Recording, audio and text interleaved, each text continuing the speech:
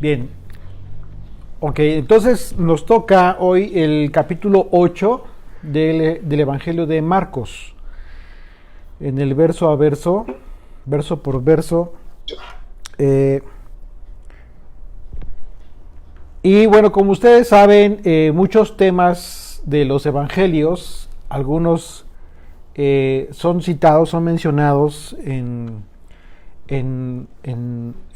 dos o hasta en tres evangelios. Y hay algunos aspectos en los que no se mencionan eh, algunos detalles. Es ahí donde nosotros podríamos checar que efectivamente... Voy a silenciar aquí. Ok. Sí vale la pena estudiar los cuatro evangelios por separado, porque además ustedes se van a dar cuenta cómo es que hay algunos puntos, algunos temas que son mencionados. Por ejemplo, el Evangelio de Mateo, que ya lo estudiamos, menciona algunos aspectos similares. Marco, pero a veces el enfoque es un poco distinto, o incluso abonan aspectos diferentes, ¿sí? Ustedes se van a dar cuenta. Empezamos con el versículo 1. Dice: en aquellos días, como había una gran multitud y no tenían qué comer, Yeshua llamó a sus discípulos y les dijo: tengo compasión. Esto es bien importante porque Yeshua llama a sus discípulos, ¿sí? Y les comparte un sentimiento que él tiene. La palabra compasión en el griego es la palabra splagnisamai. Splagnisamai. Es una palabra bien rara, pero que tiene que ver con un sentimiento en las entrañas a grado de incluso doler, como si te doliera el corazón, ¿sí? Es más o menos esa es la implicación del concepto. Entonces, Yeshua hace este comentario, pero no lo hace simplemente él solo, sino que llama a sus discípulos. Haz de cuenta que en un momento dado, lo que está haciendo Yeshua es participarles el sentimiento que tiene el maestro. ¿Por qué? Porque es la única forma en que tú puedes compartir el evangelio. Es la única forma en que tú puedes transmitir su palabra. A través de la compasión, a través de este sentimiento sincero, real, que incluso involucra tus propias entrañas. En ese momento, haz de cuenta que tú pudieras ocupar cualquiera de los 12 lugares, de los 12 discípulos. Imagínate que te está llamando el Señor y al ver a la multitud te dice esto: siento compasión de la gente, porque ya hace 3 días que están conmigo y no tienen qué comer. Ustedes recordarán el tiempo de la profecía de Oseas, el capítulo 6, habla de 3 días, habla de un tiempo en el que arrebató el Señor, hizo juicio, pero al tercer día dice que nos hará, nos sanará, nos curará, nos vendará. Y siempre que se mencionan los 3 días en los evangelios, es en muchas ocasiones se refiere a este tema, a este periodo de tiempo en el que la gente está sin pan, sin alimento. Si se tratara solamente de un evento físico, natural, muy difícilmente se hubiera registrado en los evangelios. Forzosamente tiene que ver con un aspecto espiritual, pero también profético.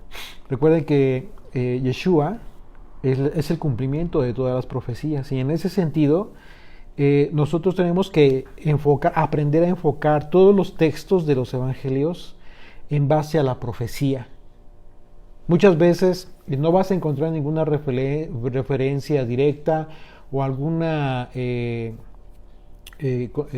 conexión, ¿no? Pero la tienes que discernir, obviamente con la propia la relación que tú tengas con la escritura, ¿no? Te va a llevar a esa conexión. Entonces aquí cuando dice, habla de 3 días, dice, porque ya hace 3 días que están conmigo y no tienen que comer. Dice, y si los enviare en ayunas a sus casas, se desmayarán en el camino, pues algunos de ellos han venido de lejos. Sus discípulos respondieron, ¿de dónde podrá alguien saciar de pan a estos aquí en el desierto?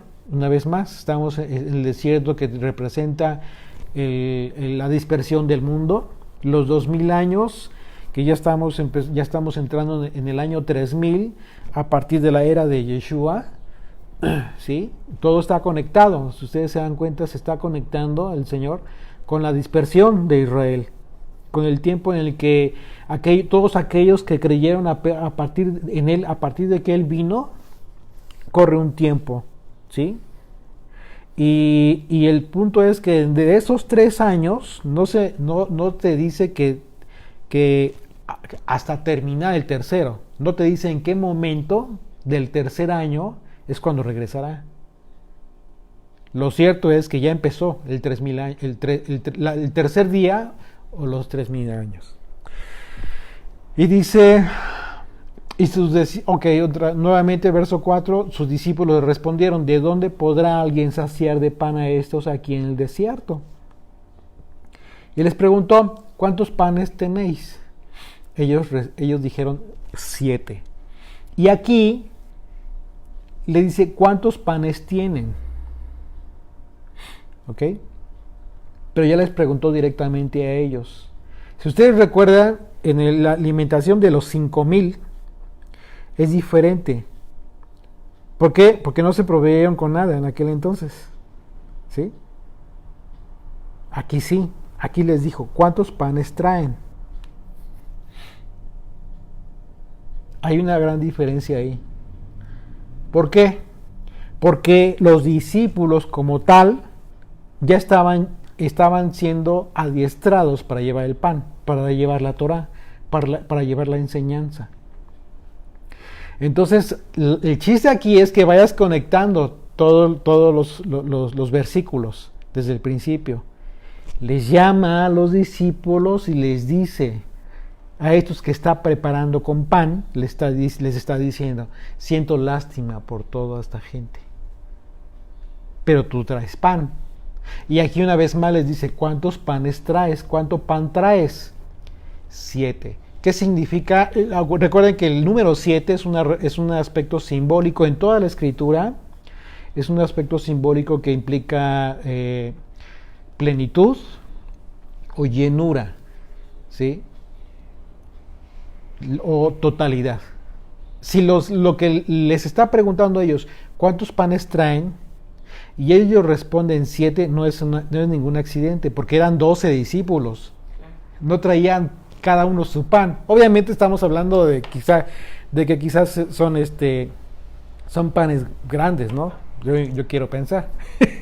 Pero vamos conectándolo, ¿ok? Todos los versículos. Y entonces les dice, parafraseando, pero dentro del mismo contexto, dice, él les preguntó, ¿cuánta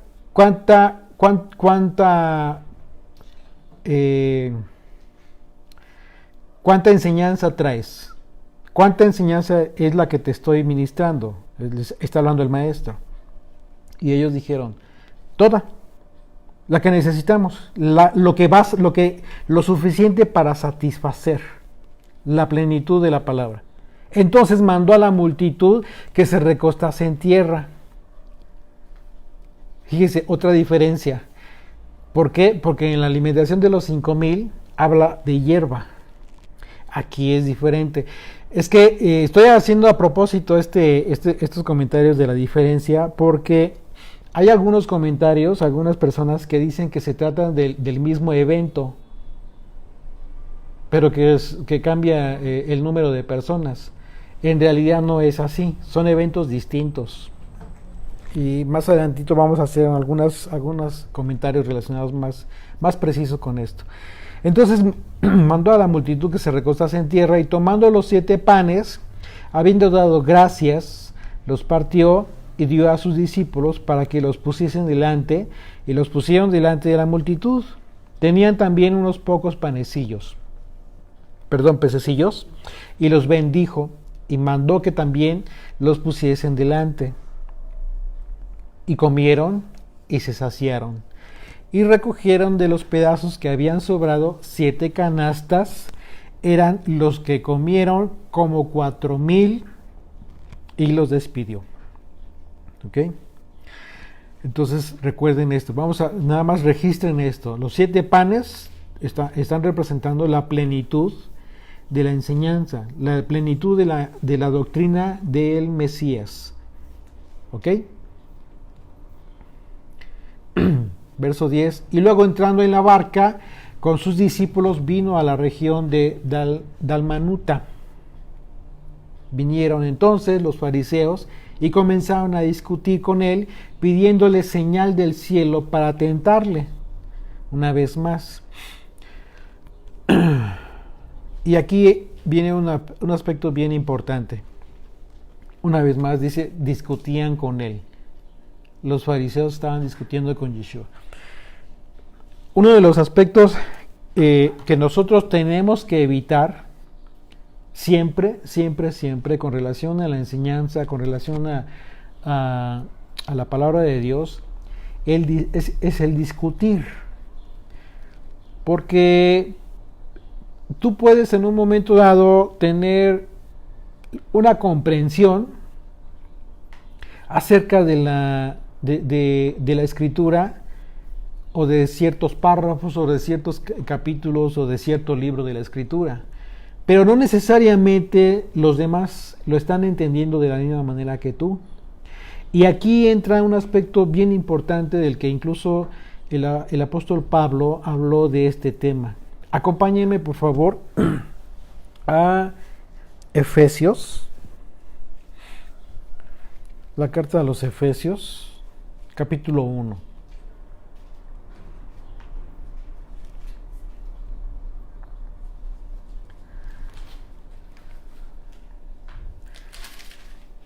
Y vamos a leer del versículo 3 al 14.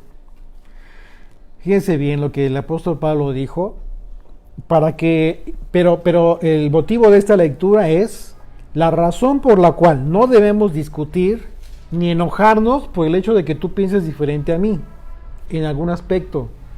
No, lo estás entendiendo de una forma, yo lo estoy entendiendo de otra forma, y quizás con el tiempo tú madures ese conocimiento, igual yo, y quizás en algún momento coincidamos en un sentido.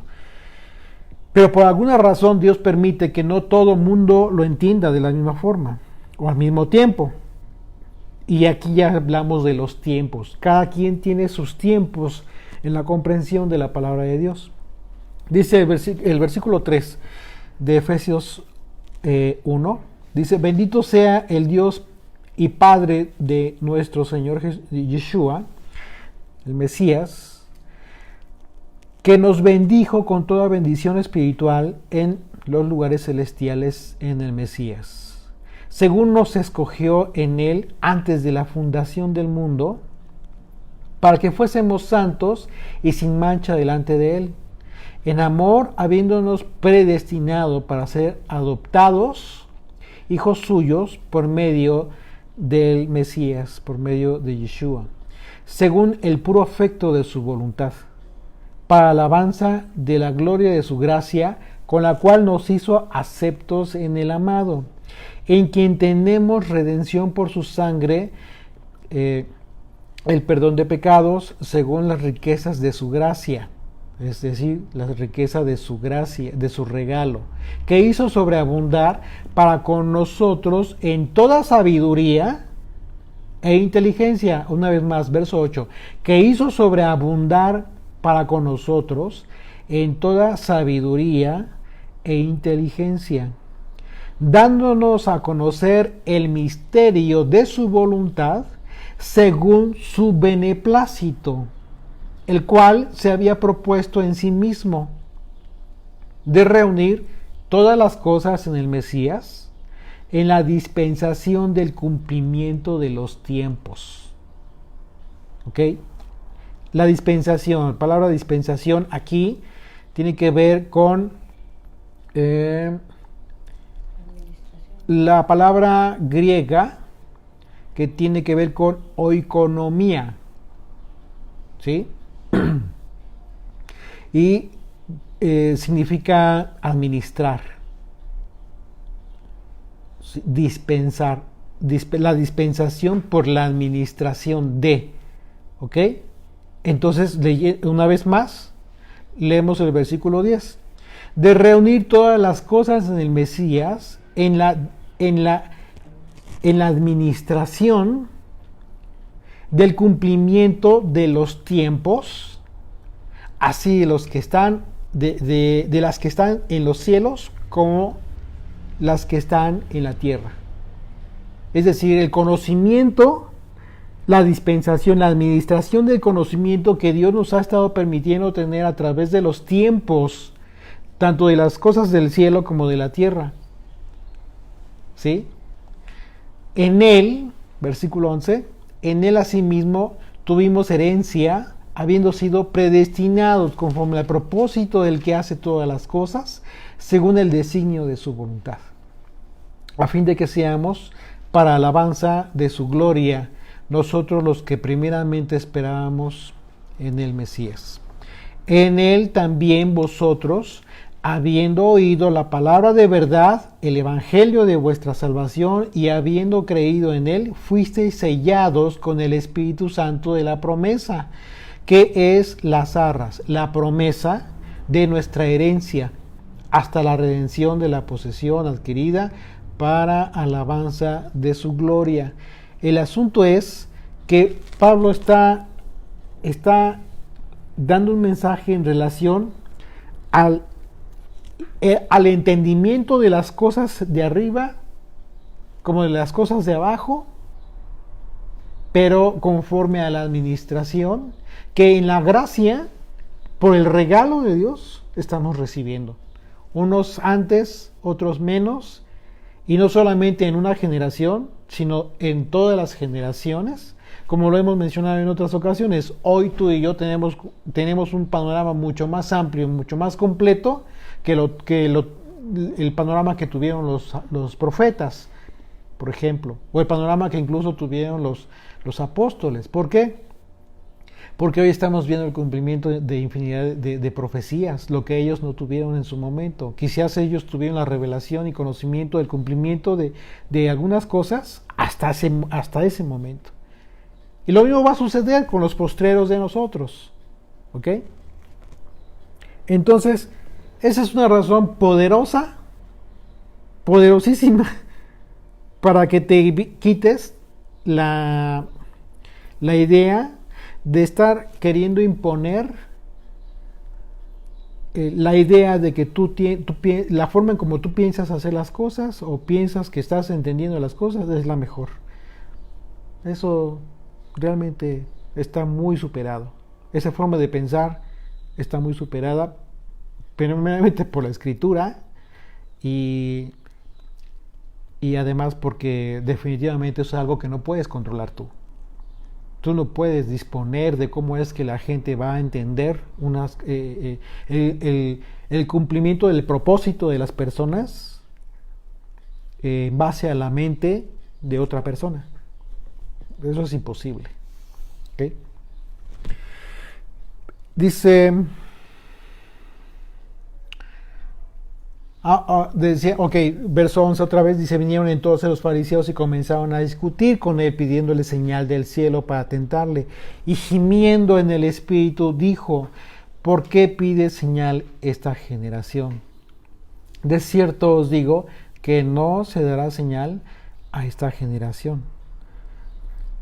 ¿Sí? La palabra gemir, ya lo habíamos visto en otra ocasión, tiene que ver con suspirar profundamente. Es un suspiro profundo pero lo hizo en el espíritu del Señor. Dice, ¿por qué pide señal esta generación? De cierto, os digo que no se dará señal a esta generación. Y dejándolos, volvió a entrar en la barca y se fue a la otra ribera. La advertencia de Yeshua en el sentido de que esa generación no se les daría señal tiene que ver con el cumplimiento profético del juicio por el que el pueblo no reconocería la venida del Mesías.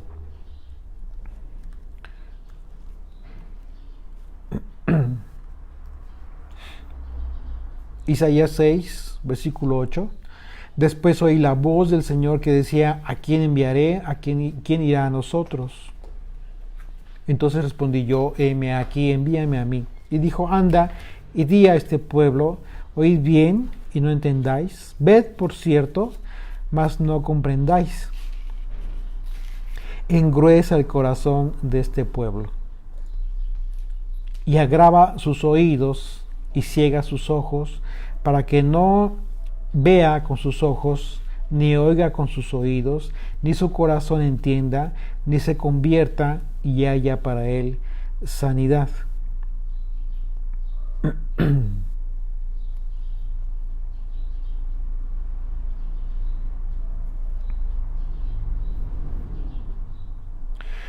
Verso 14. Habían olvidado de traer pan y no tenían sino un pan consigo en la barca.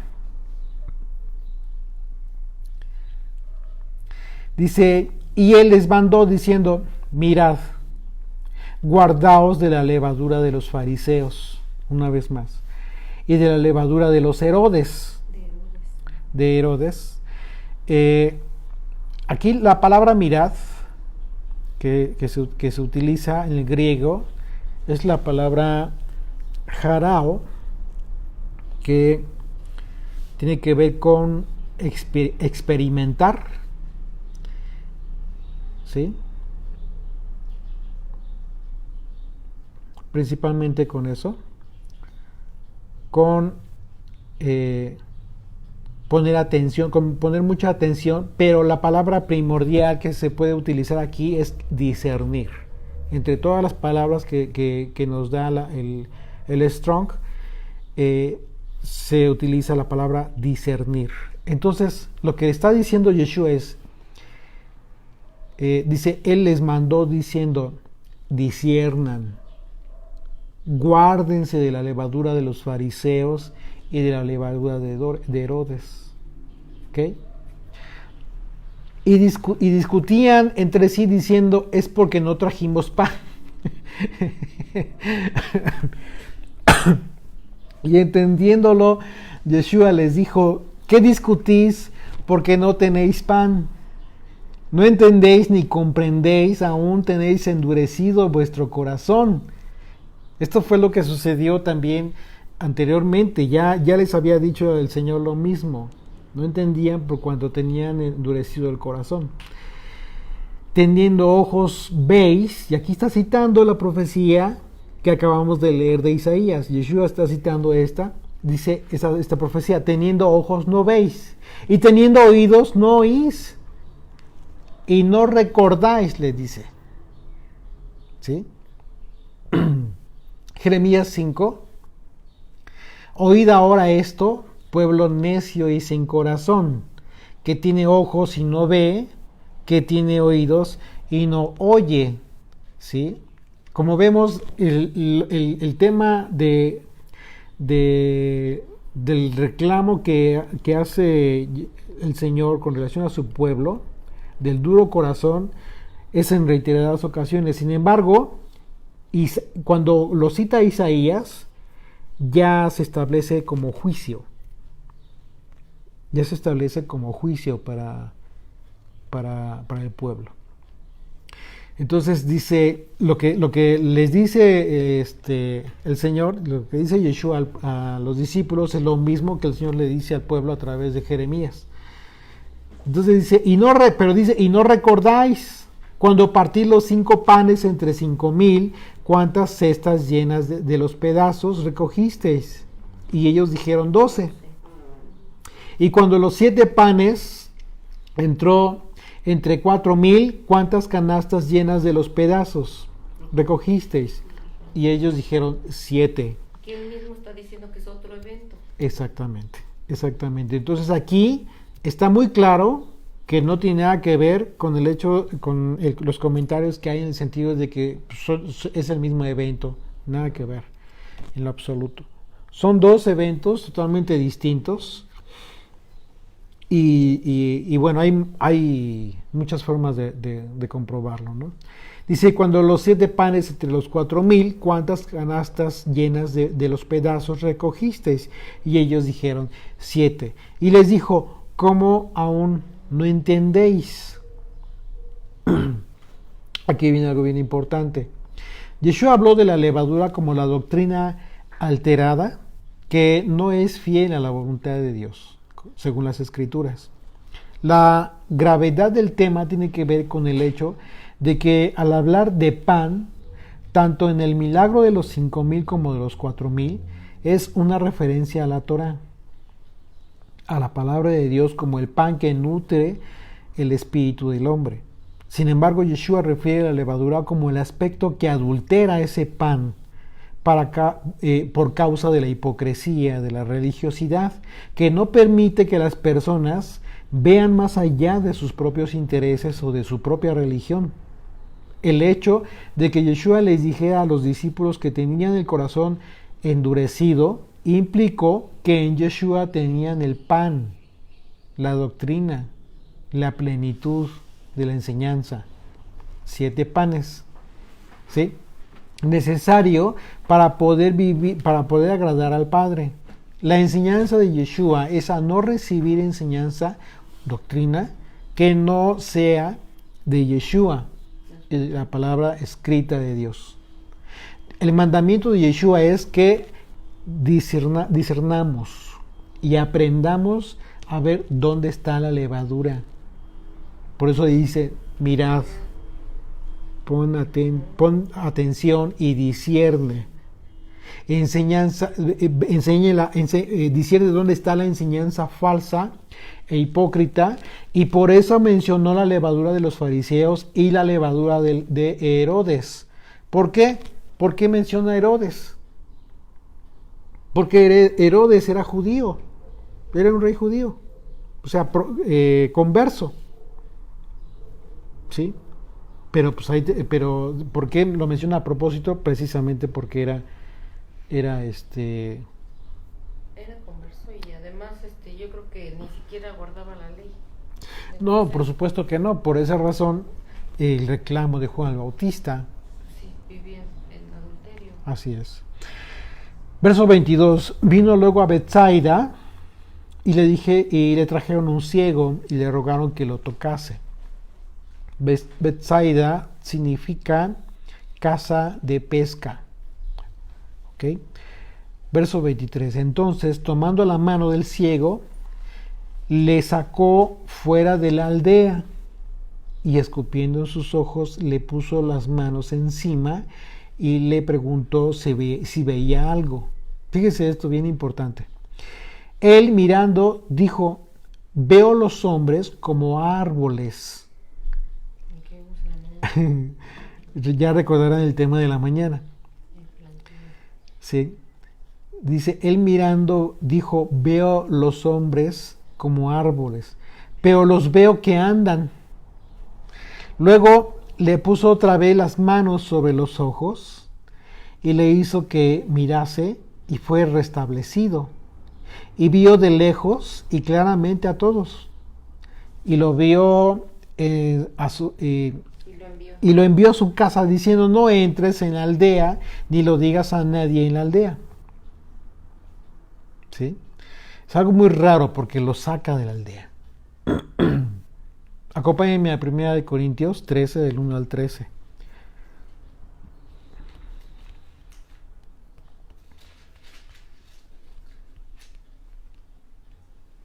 Y una vez más, vamos a ver la razón por la cual el Señor nos enseña a no discutir.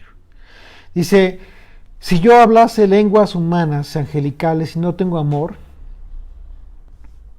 vengo a ser como metal que resuena o címbalo que retiñe. Y si tuviese profecía y entendiese todos los misterios y toda la ciencia, y si tuviese toda la fe, de tal manera que trasladase los montes y no tengo amor, nada soy.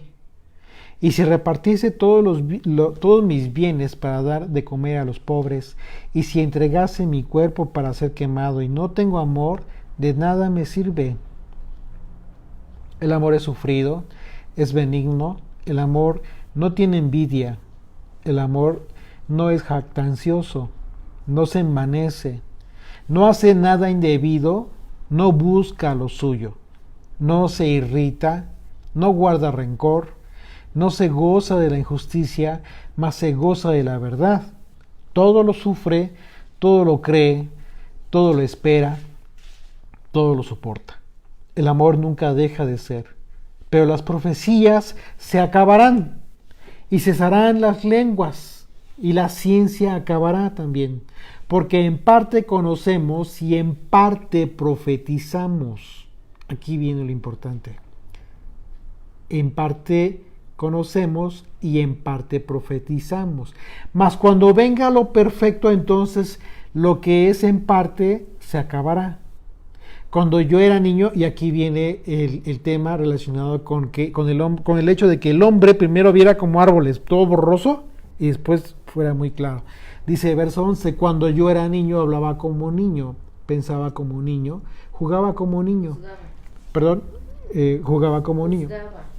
Juzgaba como niño, perdón. Mas ahora ya fui hombre, dejé lo que era de niño. Ahora vemos por espejo, oscuramente, mas entonces veremos cara a cara. Ahora conozco en parte, pero entonces conoceré como fui conocido. Y ahora permanecen entonces la fe, la esperanza y el amor. Estos tres, pero el mayor de ellos es el amor. El punto es que la vista, este hombre era ciego, no veía, y un hombre ciego, ¿qué es lo que pasa? Simplemente cuando no tienes la vista, esto es una implicación simbólica de que no tienes el conocimiento de la Torah, no tienes el conocimiento de la voluntad de Dios. Pero a partir de ese momento, a partir de que te es dada la vista, te es dada la revelación, te es dado el conocimiento de Dios. Es a partir de ese momento que comienzas, ¿sí?, a ver en claridad. Pero los tiempos de los que está hablando el apóstol Pablo habla igual de dos momentos. Y hoy en estos tiempos nos encontramos todos, absolutamente todos, en ese primer tiempo, en el que pudiéramos ver borroso, como espejo, ¿sí? Pero no podemos decir que lo tenemos todo tan súper claro que ya concluimos. Definitivamente no. Porque por alguna razón dice, pero llega el momento en que veremos cara a cara. ¿A quién? Pues aquel que nos va a poner las manos por segunda ocasión para entregarnos la revelación en su totalidad. Pero hasta ese momento, mientras, es en vano que discutamos acerca de lo que conocemos más o conocemos menos. Y algo muy curioso es el hecho de que el Señor lo saca de la aldea, lo toma de la mano, lo dirige, lo lleva tal cual, porque era un ciego, ¿sí? Es decir, Él es el que te va a llevar de la mano, Él es el que a pesar de que estés como estés, finalmente es Él el que te va a llevar de la mano, te va a sacar de donde estés. Verso 27, salieron Yeshua y sus discípulos por las aldeas de Cesarea de Filipo, y en el camino preguntó a sus discípulos diciéndoles, ¿quién dicen los hombres que yo soy? Que soy yo. Ellos respondieron, unos Juan el Bautista, otros Elías y otros algunos de los profetas. Entonces él les dijo, ¿y vosotros quién decís que soy? Respondió Pedro y le dijo, tú eres el Mesías.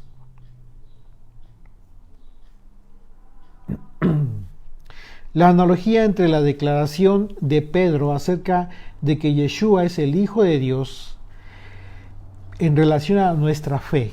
¿Qué es lo que nos dice o qué es lo que nos puede, cómo lo podemos conectar?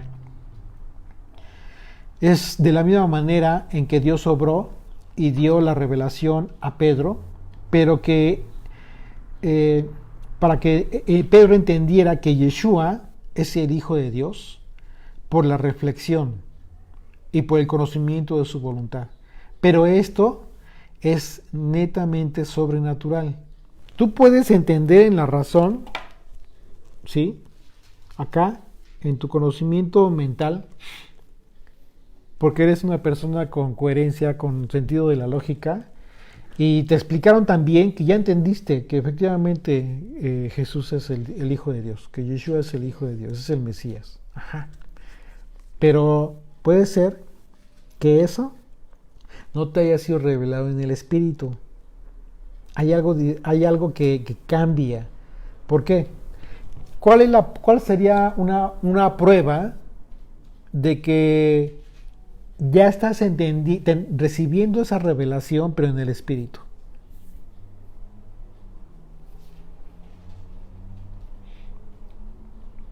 Bueno, antes yo en el cristianismo entendía que Jesús es el Mesías, es el Cristo, pero no entendía el contexto de que Él vino por las ovejas perdidas de la casa de Israel. Ni siquiera sabía yo de la casa de Israel. Uh-huh.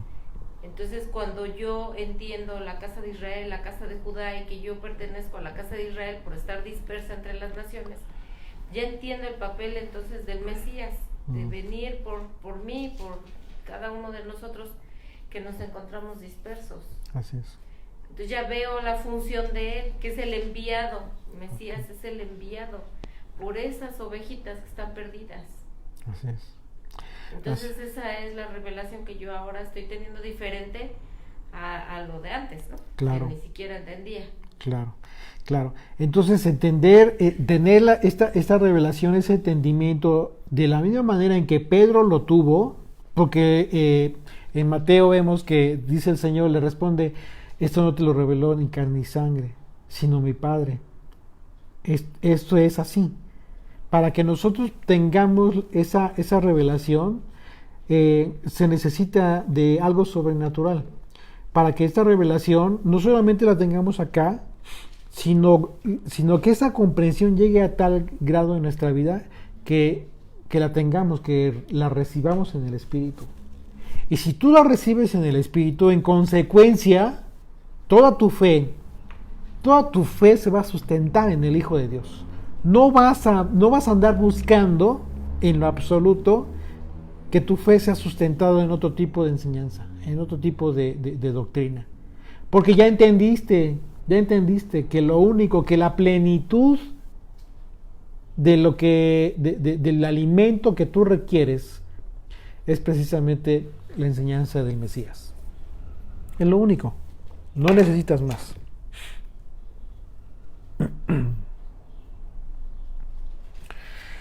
Y dice, pero él les mandó que no dijesen esto de él a ninguno. Verso 31, y comenzó a enseñarles que le era necesario al Hijo del Hombre padecer mucho y ser desechado de los ancianos, es decir, de los líderes de Israel, y ser muerto, y resucitar después de 3 días. Fíjense lo que les está diciendo. Les está hablando de la muerte y resurrección, del plan maestro del Señor para la restauración de la humanidad. Y dice verso 32, esto les decía claramente. Entonces Pedro le tomó aparte y comenzó a reconvenirle, ¿sí? Pero él,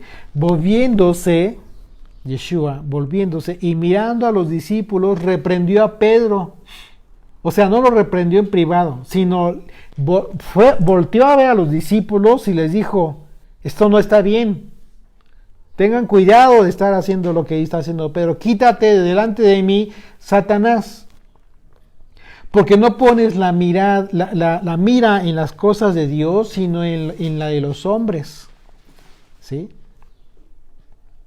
En el contexto de la enseñanza de Yeshua y la noticia de que tenían que matarle, al decirle a sus discípulos que tomaran su cruz y le siguieran, significa que tenía que recibir el vituperio y la aflicción que representaba la cruz que tomó Yeshua, a fin de entender que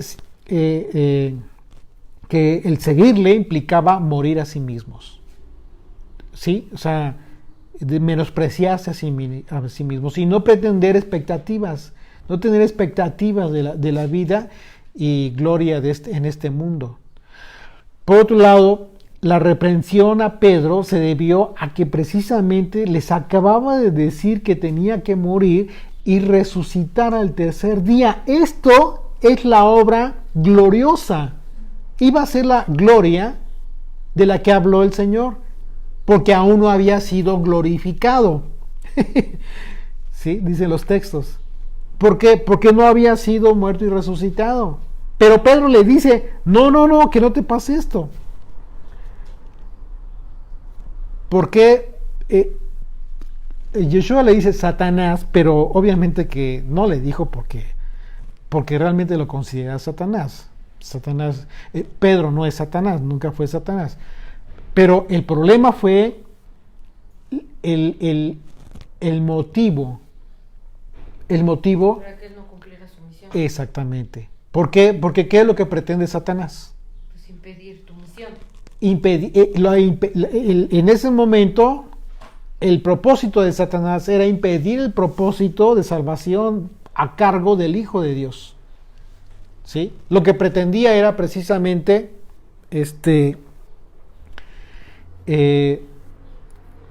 evitar la obra de restauración, la obra consumadora de Yeshua. Entonces, esto implicaba el cumplimiento de la redención para Israel y es justo lo que Satanás no quiere. Por eso Yeshua venció en la cruz, porque al morir con su muerte le dio vida a todos aquellos que se encontraban en las garras de Satanás. Pedro se distrajo y pensando en la situación presente, se olvidó por un momento del plan de redención para el mundo. No lo consideró Pedro. Y de momento solamente pensó en el reino de Israel. Pensó en ese momento. No tenía nada que ver. Y bueno, fue algo, como vemos en los evangelios, fue algo que en la mente de los discípulos continuó todavía. Todavía no entendían, todavía no les caía en el espíritu la revelación y la comprensión de la obra redentora de Yeshua. Verso 34, y llamando a la gente y a sus discípulos les dijo, si alguno quiere venir en pos de mí, niéguese a sí mismo y tome su cruz. Es justamente lo que significa. Es decir, saber que por seguir al Mesías vas a recibir vituperios, vas a recibir maltratos, vas a recibir menosprecios de mucha gente, incluso de los que más quieras. Pero estás tomando la decisión de seguir al Mesías, a pesar de saber eso, a pesar de esa advertencia, porque dice, niégate a ti mismo. Cuando te dice, niégate a ti mismo, lo que te está diciendo es, no tengas expectativas ya, a partir de ahora, ya no tienes expectativas en esta vida, con relación a las personas, incluso con los que más amas. No esperes que reciban de ti. No esperes caerles bien. No esperes que tu relación sea cada vez mejor con ellos. Sería lo ideal, por supuesto, pero no necesariamente va a ser así. Es decir, puede ser que sí. Puede ser que Dios te bendiga con ese regalo enorme de que a partir de que tomas la decisión de seguir los pasos del Mesías, pues tengas una super relación con toda tu familia. Qué bueno, pero puede ser que no. De antemano te advierte, niégate a ti mismo. Y decir niégate a ti mismo significa literalmente no tengas ninguna expectativa en esta tierra, en esta vida. En todos los sentidos, en todos los sentidos. Niéguese a sí mismo y sígame, porque todo el que quiera salvar su vida, y aquí está la respuesta, todo aquel que quiera salvar su vida la perderá, y todo el que pierda su vida por causa de mí y del Evangelio, la salvará. ¿De qué está hablando? Justo de lo que acababa de hablar, de la reprensión a Pedro. Pedro se enfocó en las cosas de la tierra, en el tiempo presente, y se distrajo y dejó de pensar en las cosas eternas, que era justo la misión del Mesías, de Yeshua. Entonces, por eso te dice esto: el que quiera salvar su vida, la perderá. O sea, vas a salvar tu vida, pero él está hablando del aspecto eterno, de la eternidad. Vas a perder la vida eterna, por cuanto te preocupaste por tu vida aquí en la tierra, por cuanto a que tuviste expectativas en tu vida aquí en la tierra. Entonces la vas a perder en la eternidad, no vas a tener vida eterna. No tengas expectativas en esta vida.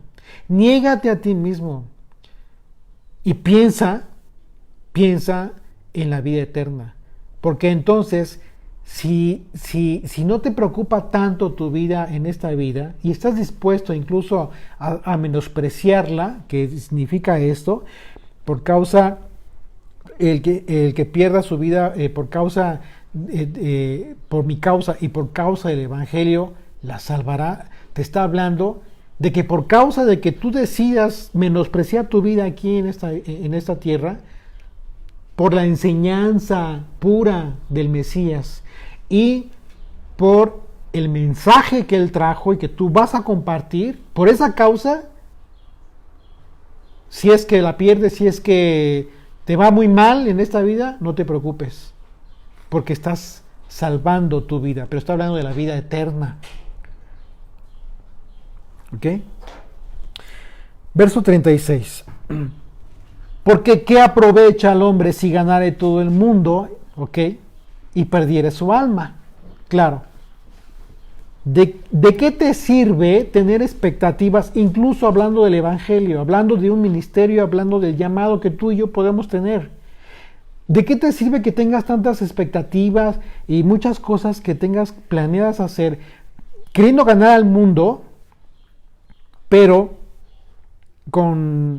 no a través del Evangelio ni del Mesías, del Evangelio puro, sino a través de X cosas, de tus propios medios, que pueden ser infinidad de cosas que puedes tú intentar hacer con tal de ganar al mundo, con tal de ganar muchos adeptos? A esto se refiere. ¿De qué sirve si vas a perder tu vida? ¿Por qué? Porque todo eso que habrás hecho no habrá sido por causa ni de Yeshua, ni del Evangelio, del mensaje puro del Evangelio, que es a lo único que te está llamando. Ese es el único llamado, no hay otro, hablando de la fe. ¿Sí? Verso 36. Porque ¿qué aprovechará al hombre si ganare al mundo y perdiere su alma? ¿O qué recompensa dará al hombre por su alma? Porque el que se avergonzare de mí y de mis palabras, la palabra aquí, avergonzar, tiene que ver con, está dividida la palabra, pero tiene que ver con un aspecto de una falsa dirección. ¿Sí? Una decisión errada,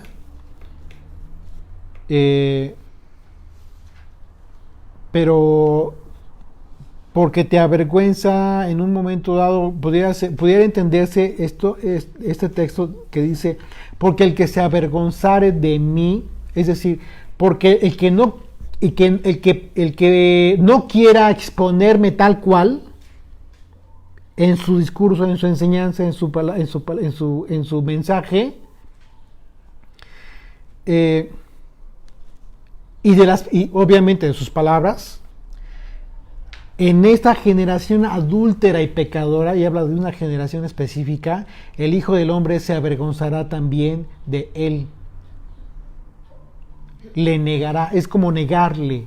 Si tú niegas al Hijo en toda su extensión y plenitud, el Señor lo va a hacer también. De la misma manera, en la misma medida que tú lo negaste, siempre que tuviste la obligación de hablar de Él, de exponer su palabra tal cual. Así es de que no es cualquier cosa. No permitamos que en un momento dado el Señor se avergüence de nosotros el día de mañana. Porque significa que todo lo que hayamos hecho en esta vida no va a importar si a final de cuentas nosotros decidimos desviar la atención. Si a final de cuentas nosotros decidimos no hablar su palabra como debe de ser. Seamos celosos, decentes, por supuesto, no discutamos, sino celosos y radicales para con nosotros mismos, nada más, no para con los demás, pero sí celoso con relación a lo que tú compartes. Y ese es el mensaje que nos está dando Él mismo, Él mismo, él dice, y no por accidente, está hablando relacionado con el tema de la una vez más, la levadura de los fariseos y de Herodes. ¿Ok? Está hablando de ese mismo tema y no está desconectado de ninguna manera, está relacionado justamente con lo mismo. La insistencia de Yeshua con relación al tema que iba a estar involucrado en todos los aspectos de la vida del hombre, la enseñanza del Evangelio y la enseñanza de Él mismo y de su persona incluso, del Mesías. Un comentario que tienen aquí, pero la verdad sí es necesario que te interrumpa, porque dice Rocío, el que diluya su palabra por intereses propios. Es lo especificó más claro, ¿no? El que diluya su palabra por intereses propios, así es. Es que es muy peligroso, mira, de repente se antoja muchas cosas, hacer muchas cosas, pero es muy peligroso, porque te vas a distraer. O sea, en esto de compartir la palabra de Dios, sobre todo ahora con tantos medios de difusión, es muy peligroso. Si te desenfocas y tantito te gana la vanagloria, porque muchas veces es por eso también, quieres estar ganando adeptos, piensas que es por ti, que hay muchas personas que están despertando al Evangelio. No es por ti, no te engañes. No es por ti, jamás va a ser por ti. Tú simple y sencillamente eres un instrumento 100% sustituible. Y la única razón, o lo único que tú tienes que hacer por el hecho de que te permite al Señor compartir su mensaje, es sentirte honrado. Es nada más. Pero no es por ti que la gente se está convirtiendo, está despertando, es el Espíritu de Dios. No le quites atributos al único que está haciendo la labor maravillosa de despertar a multitudes. ¿Ok? Tenemos que considerar el hecho de que el llamado es muy simple. Es más sencillo de lo que muchos pudieran pensar. Habla del Hijo, habla de la palabra de Dios, habla de su mensaje y que en ese mensaje que tú compartas no venga levadura, no vaya levadura y que no nos desenfoquemos de la misión que tenemos en esta tierra. El tiempo que tenemos de vida en esta tierra es tan pequeño, tan breve como un suspiro, que sería una lástima estarnos distrayendo en cosas que no, para lo cual no recibimos ningún llamado. Bendito Padre, gracias por esta oportunidad, por este estudio, por el análisis de tus palabras, la observación de, una vez más, lo detallado que eres, Señor, con relación a tu enseñanza. Lo radical que eres y siempre serás, porque eso no va a cambiar, Señor, con relación a la fidelidad a tu palabra, a la palabra que se dio desde un principio, que es justo lo que tú compartiste, lo que veniste a compartir, y es lo que nos va a preservar, Señor, para la vida eterna. Permite que nosotros como estudiantes, como discípulos tuyos, Señor, aprendamos a ser celosos de tu palabra. Que no nos distraigamos con actividades que no nos estás mandando a hacer, Señor. Porque eso no tiene nada que ver con el propósito de tu venida, de tu muerte y resurrección. Tu muerte y tu resurrección tienen un propósito divino y merecen toda nuestra atención y todo nuestro empeño y todos nuestros esfuerzos y todo nuestro tiempo, Señor, todos nuestros sentidos. No permitas que nos distraigamos en cosas que no tienen nada que ver con el llamado que nos estás haciendo tú, Señor.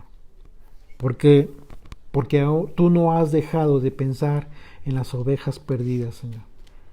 Tú no has dejado de ejercer tu pastorado, Señor.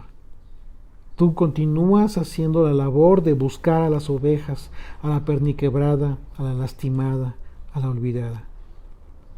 Si nosotros podemos tener el honor de poder colaborar con ese llamado, Señor, úsanos.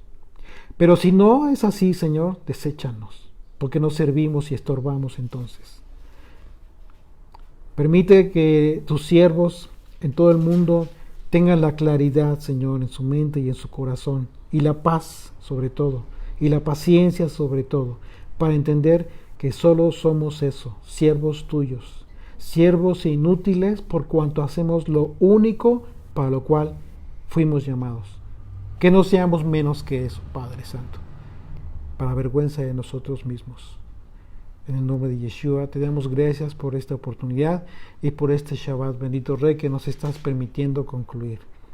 Amén. Amén. Amén.